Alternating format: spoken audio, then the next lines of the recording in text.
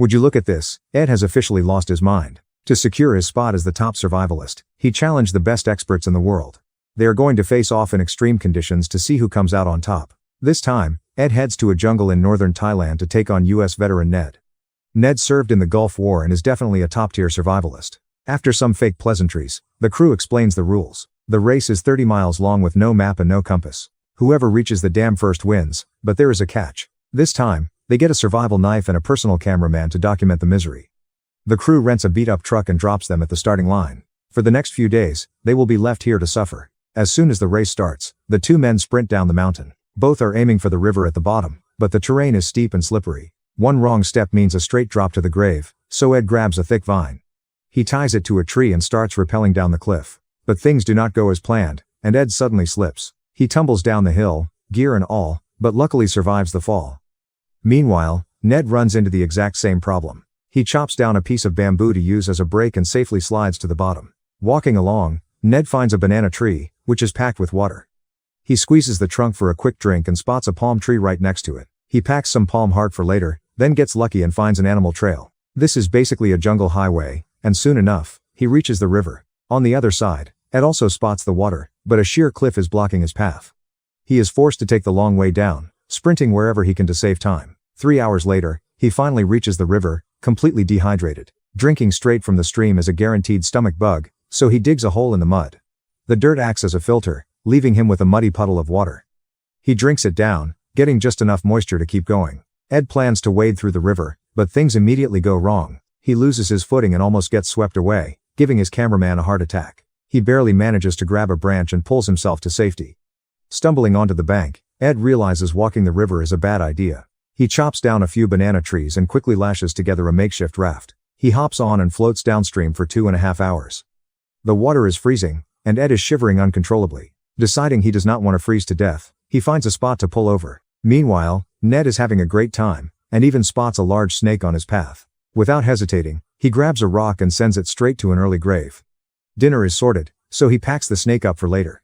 Back on Ed's side, the river is a bust, so he heads into the jungle. His luck turns around when he stumbles onto an animal trail. A few hundred steps in, Ed suddenly tells the cameraman to be quiet. He spots Ned just up ahead, proving it is a small world after all.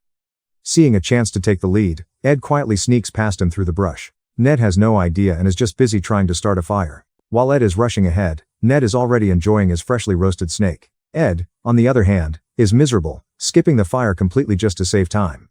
Day 2 rolls around, and Ed hits the trail bright and early. After thinking it over, he decides to take a shortcut. He hopes to leave Ned in the dust, but reality has other plans.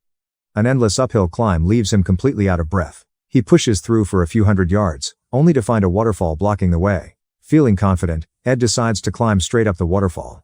Between the slick rocks and the heavy water, he can barely find his footing. Naturally, things go wrong, and his foot slips. He falls backward with a loud thud, making the cameraman panic. Fortunately, Ed manages to survive the drop. He hit his head pretty hard, but at least he is still in one piece. After taking a minute to recover, he wisely decides to walk around. Meanwhile, Ned finds a cave and decides to check it out. He crafts a torch and heads inside, hoping to find a quick meal. Sure enough, the walls are covered in bats, and Ned does not hold back. He knocks one out with a stick and keeps moving deeper into the cave. Soon he spots a light ahead, leading him right out the other side. It is starting to get dark, so both men finally slow down to make camp. Ned casually roasts his bat, enjoying a perfectly cooked meal. It is packed with protein, keeping his energy up as day 3 begins. Ed has been starving this whole time, so he desperately looks for food. He spots an ant nest in a tree and climbs up to cut it down. Ants are an excellent source of protein, and they taste a bit like lemon. It is a great source of energy, but later that night, it completely backfires. Maybe an ant bit his throat, because Ed spends the night throwing up. It was clearly a bad idea, so he decides to try trapping instead. He builds a simple deadfall trap and waits for day 4. In the morning, he checks the trap and actually gets a hit. He caught a rat, so he takes it back to camp to roast over the fire. Soon enough, he is chewing on crispy rat meat. It is packed with calories, and to Ed, it tastes like a luxury dinner. With a full stomach, he confidently hits the trail again. He needs to make up for lost time, and right now, they are less than a mile apart. Ed relies on his speed, sprinting through the jungle without stopping. Ned is moving a bit slower and eventually spots footprints in the dirt. He knows they belong to Ed, and from the looks of it, they are fresh. Ed cannot be far ahead, meaning Ned still has a chance to win. To speed things up, Ned decides to build a raft and chops down some trees. He quickly ties the raft together and hits the water. Meanwhile, the crew is waiting at the finish line, wondering who will show up first. Suddenly, Ed appears below the dam, climbing the rope to secure his victory. It looks like his starvation strategy paid off, and a moment later, Ned arrives. The two exchange handshakes, with Ned admitting that Ed is the real deal. And with that, this survival challenge comes to an end.